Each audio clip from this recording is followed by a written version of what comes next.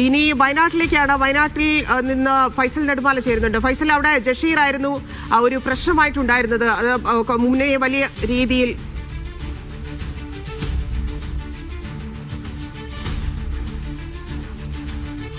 ജഷീറിന്റെ പ്രതികരണം. കോൺഗ്രസ് കുടുംബമായി വളർന്നു വന്ന എന്നെ സംബന്ധിച്ചിടത്തോളം ഒരു മുറിവുണ്ടാക്കാൻ പാടില്ല എന്ന വലിയൊരു ലക്ഷ്യബോധം, വലിയൊരു ദൃഢപ്രതിജ്ഞ എന്റെ മനസ്സിനകത്ത് ഉണ്ടായിരുന്നു. സ്വാഭാവികമായും എനിക്ക് ചെറിയൊരു മുറിവേറ്റിട്ടുണ്ട്. ആ മുറിവ് എന്റെ പാർട്ടിക്ക് ഒരിക്കലും ഏൽക്കരുത് എന്ന വലിയ ലക്ഷ്യത്തോടു കൂടിയാണ് നാമനിർദ്ദേശ പത്രിക നമ്മൾ പിൻവലിച്ചിരിക്കുകയാണ്.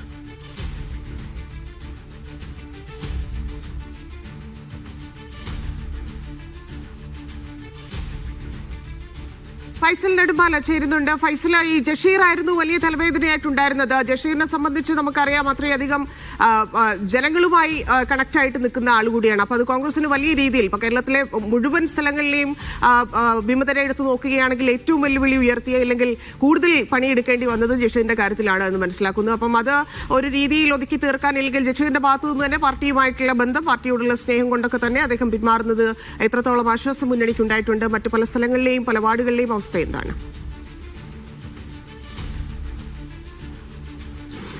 ധന്യ, ഏറ്റവും എടുത്തു പറയേണ്ടത് ധന്യ സൂചിപ്പിച്ചതുപോലെ തന്നെ ജഷീറിന്റെ ഒരു വിമത സ്ഥാനാർത്ഥിത്വം തന്നെയാണ്. കഴിഞ്ഞ ഒരുപാട് ദിവസമായി കോൺഗ്രസിനകത്ത് ഏറ്റവും കൂടുതൽ ശക്തമായി പ്രതിഷേധവും പ്രശ്നങ്ങളും ഉണ്ടായിരുന്നത് ജഷീറിന്റെ സ്ഥാനാർത്ഥിത്വമാണ്. നമുക്കറിയാം, ജില്ലാ പഞ്ചായത്ത് തോമാട്ടുചാൽ ഡിവിഷനിലേക്കാണ് ജഷീർ നാമനിർദ്ദേശ പത്രിക സമർപ്പിച്ചത്. കോൺഗ്രസ് ഔദ്യോഗികമായി അവിടെ സ്ഥാനാർത്ഥി പ്രഖ്യാപിച്ചത് VN ശശീന്ദ്രൻ എന്ന് പറയുന്ന കർഷക കോൺഗ്രസിന്റെ ജില്ലാ പ്രസിഡന്റായിരിക്കുന്ന VN ശശീന്ദ്രനെയാണ് അവിടെ ആദ്യം സ്ഥാനാർത്ഥിയായി പ്രഖ്യാപിച്ചത്. എന്നാൽ ജഷീറിന്റെ ഈ സ്ഥാനാർത്ഥിത്വം അല്ലെങ്കിൽ ജഷീർ ഇതിന് വിമതനായ ജഷീർ മത്സരരംഗത്തേക്ക് വരുമ്പോൾ കോൺഗ്രസിന്റെ പ്രതീക്ഷകളൊക്കെ തന്നെ മാറി.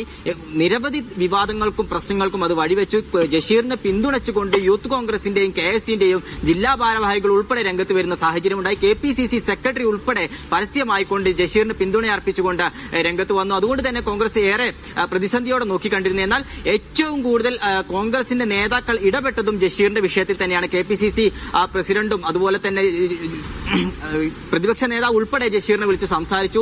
DCCയിലെ വയനാട് ജില്ലാ നേതാക്കൾ ജഷീറുമായി സംസാരിച്ചു. ഒരു അനുനയ നീക്കത്തിന് ഇന്ന് രാവിലെ പോലും കൃത്യമായിക്കൊണ്ട് അതിനുള്ള ചർച്ചകൾ നടന്നു. ഇന്ന് 11 മണിയോടുകൂടിയാണ് DCCയിൽ അവസാനമായി യോഗം വിളിച്ചത്. 2 മണിയോടുകൂടിയാണ് ജഷീർ പത്രിക പിൻവലിച്ചു എന്നുള്ള കാര്യം അറിയിക്കുന്നത്. പിൻവലിക്കാനുള്ള നീക്കം ഇതുമായി ബന്ധപ്പെട്ടുകൊണ്ട് ഇത്തരം നേതാക്കളുടെ ഒരു വാക്കിനെ മാനിച്ചുകൊണ്ട് കോൺഗ്രസ് പാർട്ടിയെ താൻ മുറിവേൽപ്പിക്കില്ല, താൻ കാരണം പാർട്ടിക്ക് മുറിവേൽക്കരുത് എന്നുള്ള ഉറച്ച ബോധ്യം തനിക്കുണ്ട് എന്നുള്ള വിശ്വാസത്തോടെയാണ് ഈ പത്രിക പിൻവലിക്കുന്നത്. അത് മാത്രമല്ല, പത്രിക പിൻവലിക്കുന്ന ശേഷവും നിലവിൽ സ്ഥാനാർത്ഥിയെ പ്രഖ്യാപിച്ച VN ശശീന്ദ്രന് എല്ലാ പിന്തുണയും ഉണ്ടാകും. ഈ ശശീന്ദ്രന്റെ വിജയത്തിന് വേണ്ടി തനിക്ക് ചെയ്യാൻ കഴിയുന്ന എല്ലാ കാര്യങ്ങളും പാർട്ടിക്കൊപ്പം നിന്ന് ചെയ്യുമെന്നുള്ള പ്രതികരണമാണ് ജഷീറിന്റെ ഭാഗത്ത് നിന്ന് ഉണ്ടായിരിക്കുന്നത്. അതുകൊണ്ട് തന്നെ വലിയൊരു തലവേദന കോൺഗ്രസിനെ സംബന്ധിച്ചിടത്തോളം അവസാനിച്ചു. എന്നാൽ മറ്റൊരു പ്രധാനപ്പെട്ട എടുത്തു പറയേണ്ട ഒരു വിമത സ്ഥാനാർത്ഥി എന്ന് പറയുന്നത് പനമരം ബ്ലോക്ക് പഞ്ചായത്തിൽ പൂതാടി ഡിവിഷനിൽ മുൻ ജില്ലാ പഞ്ചായത്ത് പ്രസിഡന്റായിരിക്കുന്ന സംഷാദ് മരക്കാരന് കോൺഗ്രസിൽ നിന്നുള്ള ബിനു തോമസ് എതിരാളിയായി വരുന്നു എന്നുള്ള ഒരു കാര്യമാണ്. ഈ ബിനു തോമസ് കഴിഞ്ഞ തവണ കണിയാമ്പറ്റ ഗ്രാമപഞ്ചായത്തിന്റെ UDFന്റെ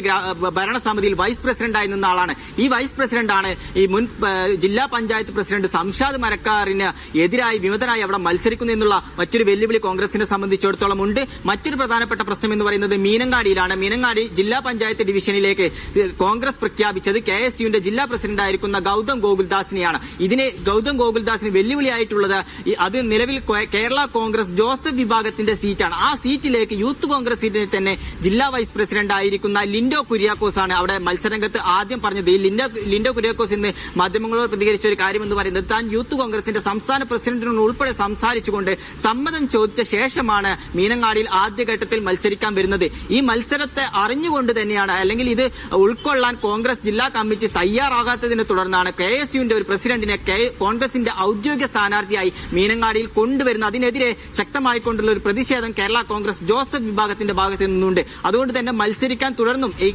മുന്നണി നിന്നുകൊണ്ട് തന്നെ ഈ കോൺഗ്രസിന്റെ സ്ഥാനാർത്ഥിക്കെതിരെ മത്സരിക്കാനുള്ള തീരുമാനത്തിലാണ് കേരള കോൺഗ്രസ് ജോസഫ് വിഭാഗമുള്ളത്.